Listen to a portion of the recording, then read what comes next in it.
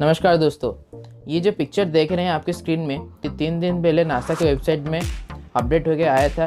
तो इस पिक्चर से हम ये पता लगा सकते हैं कि हमारे प्लैनेट में कहाँ पर ओजोन का लेयर ज़्यादा है और कहाँ पर कम है।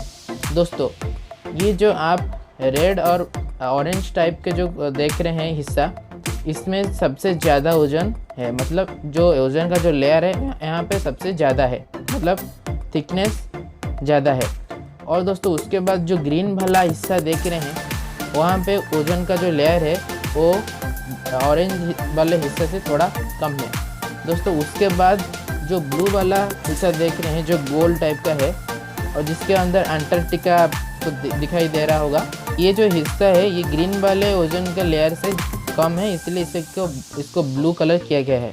और दोस्तों, जो जहाँ पे वायलेट आप देख रहे हैं ब्लू कलर के अंदर, वहाँ पर ओजोन का लेयर सबसे कम है। तो दोस्तों, ये कुछ डाटा थे। तो दोस्तों, ये ओजोन होता क्या है? हम अगर ओजोन का केमिकल फार्मूला देखें तो ये 3 ऑक्सीजन एटम को लेकर बनता है।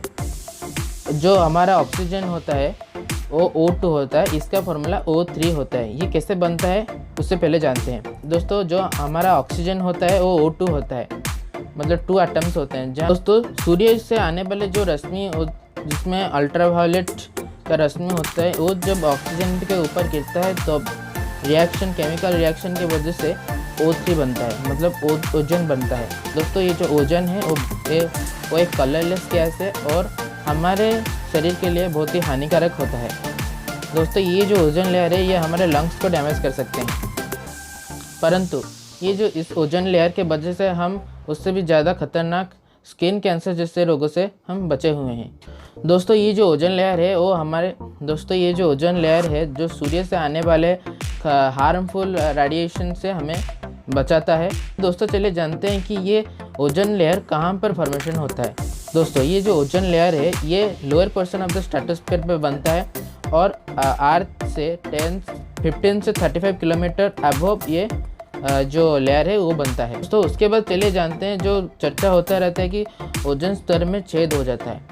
दोस्तों, ये ओजोन स्तर में छेद नहीं होता, वहाँ पर जो ओजोन का जो लेयर होता है वो कम हो जाता है या ख़त्म हो जाता है, जिसके वजह से डायरेक्ट जो किरण होते हैं वो डायरेक्ट आ सकते हैं और उससे क्षति पहुँचता है। तो दोस्तों, ये चलिए जानते हैं ये इसका मुख्य कारण क्या है। तो दोस्तों, आप अगर इसका मुख्य कारण ढूंढेंगे तो ये मैन मेड CFC के वजह से है। दोस्तों, CFC का मतलब है क्लोरोफ्लोरोकार्बन। तो दोस्तों, ये CFC कैसे हमारे ओजोन का लेयर को डैमेज करता है? दोस्तों, ये CFC जब हवा में ऊपर जाता है, उसके बाद ये अल्ट्रावायलेट रश्मि के साथ जब उसका टकराव होता है तो केमिकल रिएक्शन के वजह से जो क्लोरीन होता है वो निकल जाता है और ये क्लोरीन ही हमारे जो ओजोन का लेयर है उसे डैमेज करने में मुख्य रोल निभाता है। तो ये जो CFC ये हमारे रेफ्रिजरेटर से आता है, ये हमारे एयर कंडीशन से आता है, ये हमारे जो हम प्रोडक्ट्स यूज़ करते हैं क्लीनिंग के लिए वहाँ से भी आ सकता है, और दोस्तों ये मोटरसाइकिल्स और कार से भी जनरेट होता है। तो दोस्तों, लास्ट में ये जितने भी फैक्ट्री होते हैं वहाँ से ये क्लोरोफ्लोरोकार्बन निकलते हैं। तो दोस्तों, आप बोलेंगे कि ये अगर इतना खतरनाक है तो ये इसको यूज़ ही करते क्यों है? तो दोस्तों, ये जो CFC है ये नॉन टॉक्सिक है, उसके साथ नॉन इन्फ्लेमेबल है। इसका मतलब इससे डैमेज होने का जो चांस है इंडस्ट्रीज़ में और कम है, इसके वजह से इसको बहुत ही ज़्यादा यूज़ कराया जाता था पास्ट में। पर दोस्तों, जब अंटार्कटिका में ये डिस्कवर किया गया कि ओजोन लेयर वहाँ पे कम हो रहा है, तो दोस्तों CFC को कंट्रोल करने के लिए बहुत कुछ स्टेप्स लिए गए। उसके बाद CFC को हटाकर उसके जगह हाइड्रोक्लोरोफ्लोरोकार्बन को यूज़ किया जाए, क्योंकि हाइड्रोक्लोरोफ्लोरोकार्बन जो होता है वो लेस डैमेजिंग होता है, मतलब वो ज़्यादा डैमेज नहीं करता क्लोरोफ्लोरोकार्बन के हिसाब से। दोस्तों, उसके बाद हमारे माइंड में ये स्ट्राइक करेगा कि ये अंटार्कटिका के ऊपर ही क्यों होता है, मतलब वहाँ पर ज़्यादा इंडस्ट्री नहीं है, वहाँ पर जितना पॉपुलेशन नहीं है ताकि वो इतना मतलब गाड़ी मोटर यूज़ नहीं करते, तो वहाँ पर कैसे हुआ? दोस्तों, इसका आंसर ये है कि ये कोरियोलिस इफेक्ट के वजह से हुआ है और एक कॉन्सेप्ट है वाइन मिक्सिंग कॉन्सेप्ट। इन दोनों की वजह से अंटार्कटिका में ओजोन का जो लेयर है वो घट गया है। तो दोस्तों, ये कैसे काम करता है? तो दोस्तों मैं इसको सिंपल में बताऊंगा आपको। दोस्तों जो इंडस्ट्रीज़ और जो मोटरसाइकिल्स और कार्स में से जो और रेफ्रिजरेटर, फ्रिज, एसी, उनमें से जो क्लोरोफ्लोरोकार्बन निकलता है और जो हार्मफुल केमिकल्स जो गैस के रूप में निकलते हैं वो गर्म होते हैं, जिसके वजह से वो ऊपर चले जाते हैं। और ऊपर चले जाने के बाद ये वाइन मिक्सिंग कॉन्सेप्ट के वजह से ये जो ऊपर जाने के बाद ये अर्थ के नॉर्थ पोल और साउथ पोल में जाते हैं। तो इसी के वजह से वो जो क्लोरोफ्लोरोकार्बन का जो अमाउंट है वो ज़्यादा गया हमारे साउथ पोल को। उसके बाद दोस्तों ये क्लोरोफ्लोरोकार्बन अल्ट्रावायलेट रेडिएशन के रिएक्शन के वजह से वहाँ पर क्लोरीन अलग हो गया, और क्लोरीन अलग होने के वजह से वो जो हमारा ओजोन का जो लेयर है उसे डैमेज किया। तो दोस्तों इसी तरह धीरे धीरे करके ओजोन का जो लेयर अंटार्कटिका में था वो घट गया। उसके बाद दोस्तों ये जानते हैं ये अल्ट्रा वायलेट रेडिएशन के वजह से हमें क्या डैमेज होगा। ये अल्ट्रा वायलेट रेडिएशन के वजह से हमारे स्किन में कई सारे चेंजेस आ सकते हैं, जिससे स्किन कैंसर हो सकता है। इसके अलावा हमारे जो चाषी भाई हैं जो फसल किए होंगे उनके भी ग्रोथ में, उनका जो प्लांट ग्रोथ है वो अल्ट्रावायलेट रेडिएशन के वजह से इफेक्ट होता है, तो वहाँ पे खेती में भी लॉस हुआ। उसके बाद दोस्तों ये क्लोरोफ्लोरोकार्बन या और हाइड्रोक्लोरोफ्लोरोकार्बन HCF ये जो दो और जो कई सारे जो हार्मफुल गैसेस हैं ये वार्म गैसेस हैं, जिसके वजह से हमारे क्लाइमेट का जो टेम्परेचर है वो भी बढ़ा, जिसके वजह से ग्लोबल वार्मिंग इफेक्ट भी पड़ता है। दोस्तों उसके बाद आते हैं इस वीडियो के मेन टॉपिक, जो मेरा मेन मकसद है इस वीडियो को बनाने का। मेरा मकसद ये है कि हम क्या कर सकते हैं, मतलब हम आम जनता इस ओजोन लेयर के जो लॉस हो रहा है उसे हम कैसे रिकवरी कर सकते हैं। दोस्तों हम आम जनता कैसे इस ओजोन लेयर के लॉस जो हो रहा है उसे कैसे कमा सकते हैं। दोस्तों सपोज़ आप मान लीजिए आपके घर में पास मतलब 100-200 मीटर के पास ही एक दुकान है जहाँ पर आपको जो चाहिए वो मिलता है, पर आप जा रहे हैं 10-15 किलोमीटर दूर किसी दुकान को अपने कार से या फिर से बाइक से।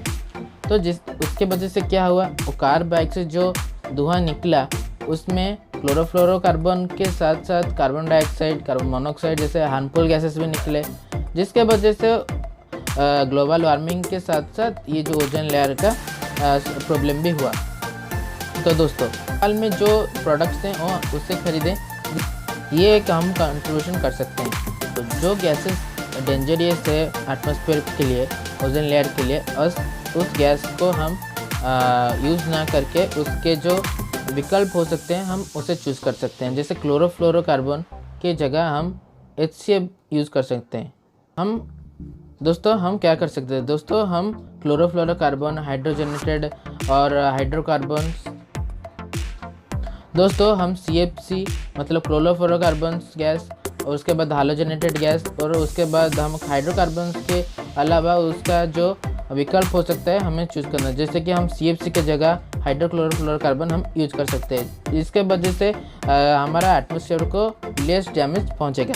उसके बाद दोस्तों हम कार और अपने पर्सनल और प्राइवेट जो गाड़ियां हैं उन्हें यूज़ ना करके हम अपने लोकल ट्रांसपोर्ट जैसे बस हो गया, ट्रेन हो गया, उन्हें यूज़ कर सकते हैं, जिसके वजह से उन सब व्हीकल से निकलने वाले जो हार्मफुल गैसेस जैसे कार्बन डाइऑक्साइड,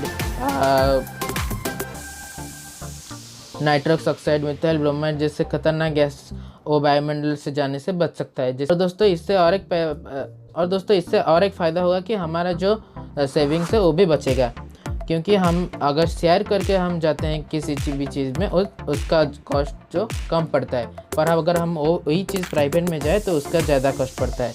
तो ये दोनों चीज़ में फ़ायदा देगा हमें, एनवायरनमेंट में और अपने मनी सेविंग में।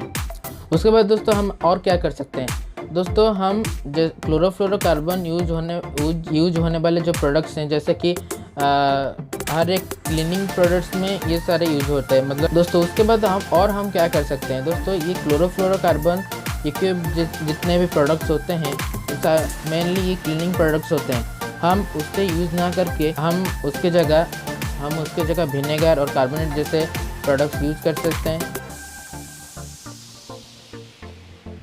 दोस्तों हम उस क्लीनिंग प्रोडक्ट को छोड़ के हम विनेगर और कार्बोनेट होने वाले जो प्रोडक्ट्स होते हैं हम उसे यूज़ कर सकते हैं क्लीनिंग के लिए। और दोस्तों हमें हमारे घर में जो पुराना रेफ्रिजरेटर, पुराना एसी, उन सबको चेंज करके नया लाना चाहिए। मॉडर्न टेक्नोलॉजी की वजह से तो वो कम पॉल्यूशन करेगा। उसके बाद दोस्तों हम अपने जो व्हीकल्स हैं उसे BS6 स्टेज में ला सकते हैं। मतलब गाड़ी और कार BS6 मॉडल का होता है, तो हम BS6 मॉडल को चेंज कर सकते हैं, जिसके वजह से हम एनवायरनमेंट को क्लीन रखने में एक योगदान दे सकते हैं। दोस्तों ब्रीफ में हम अपने लोकल प्रोडक्ट्स खरीदते हैं, जिसके वजह से हम चल के भी जाएंगे, जिसकी वजह से हमारा हेल्थ भी अच्छा रहेगा और हमारा जो कार्बन डाइऑक्साइड और क्लोरोफ्लोरोकार्बन जैसे डेंजरस गैस और एटमॉस्फेयर को जाने से बच जाएंगे, जिसके वजह से ओजोन लेयर को हील होने में मदद मिलेगा।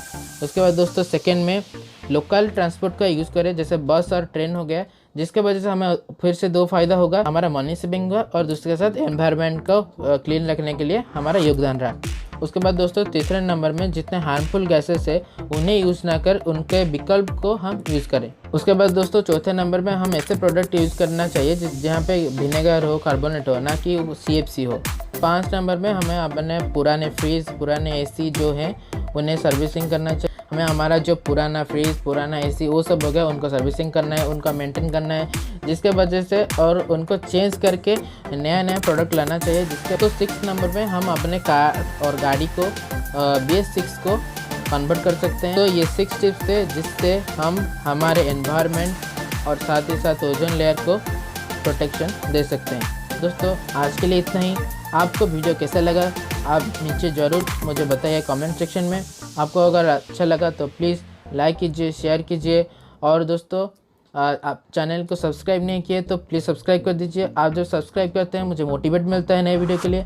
तो दोस्तों प्लीज़ सब्सक्राइब भी कीजिए और साथ ही साथ उस जो बेल आइकन को उसे भी दबाना मत भूलिएगा। तो दोस्तों आज के लिए इतना ही, मिलते हैं नेक्स्ट वीडियो में। तब तक जय हिंद, जय जगन्नाथ, वंदे मातरम।